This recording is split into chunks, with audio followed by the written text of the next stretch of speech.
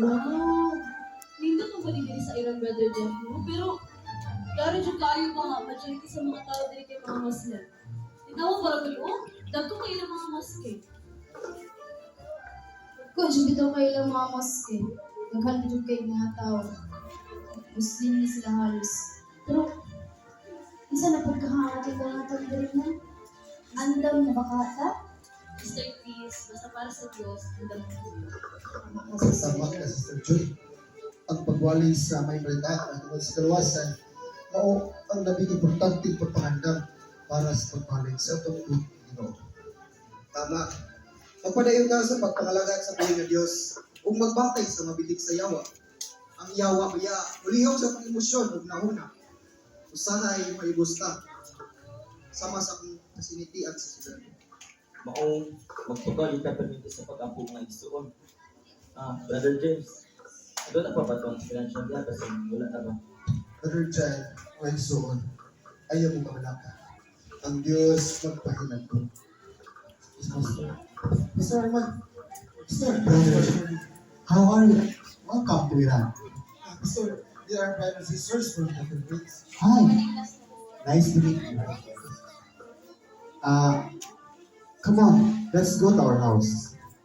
Hey, Mr. Thank you. Hey, take care.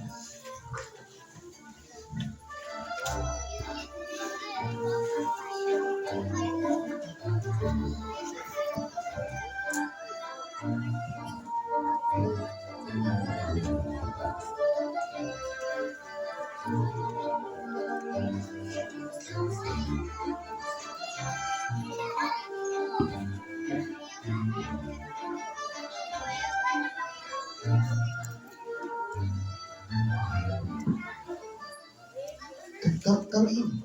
Okay, Mr. Sige, sumunod ka na. Huwag mo ba rin? Ano po, simbahan ka na? Simbahan ka na? Brother, sister, these are my family and our brother and sister in Christ here in Iran. We come to worship in our house because more and more Christians are in prison because of our beliefs. Sister, you are Christians from Philippines. James' parents support us financially here in Iran. Hello everyone. Are you all hungry? We have food there. No, thank you. We have eaten our breakfast near the airport. Okay, let's worship the Lord first.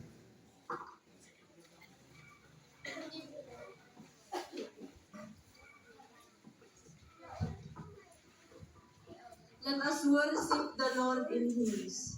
Let us sing constantly abiding, first stanza and chorus.